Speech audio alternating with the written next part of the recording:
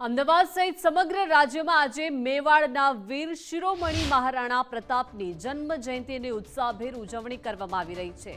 મુગલ સુલતાન સામે અડગ રહીને ભારતીય સંસ્કૃતિ અને હિન્દુ ધર્મનું રક્ષણ કરનાર મહારાણા પ્રતાપના બલિદાનને આજે દેશ નમન કરી રહ્યો છે।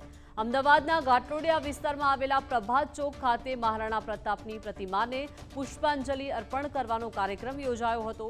આ પ્રસંગે સાબરમતીના ધારાસભ્ય હર્ષદભાઈ પટેલે પ્રતિમાને હારતોરો કરી વીર યોદ્ધાનો શૌર્ય અને દેશભક્તિને યાદ કર્યા।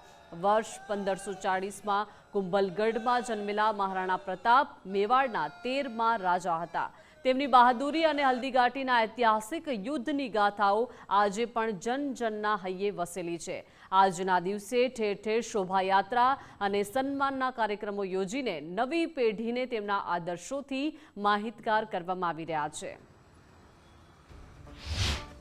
ત્યાં મહારાણા પ્રતાપની પ્રતિમા અને રાજસ્થાની સમાજના મેવાડના સૌ લોકો જે મહારાણા પ્રતાપ માટે ગૌરવ લઈ શકે અને મેવાડી પાઘડીની જેણે લાજ રાખી છે અને મોગલ સંતલ સામે સતત લડી અને આ હિન્દુ સામ્રાજ્ય અને હિન્દુ સનાતન સંસ્કૃતિને ટકાવવા માટે જેણે પ્રયત્ન કર્યો છે અને પોતાના પરિવારે પણ વિશેષ એના માટે ખૂબ સહન કર્યું છે એવા મહારાણા પ્રતાપની આજે જન્મજયંતિ નિમિત્તે સૌ આગેવાનો સાથે આવા એક વીરને યાદ કરી એમની પ્રતિમાને પુષ્પાંજલિ કરવાનો કાર્યક્રમ રાખેલ છે।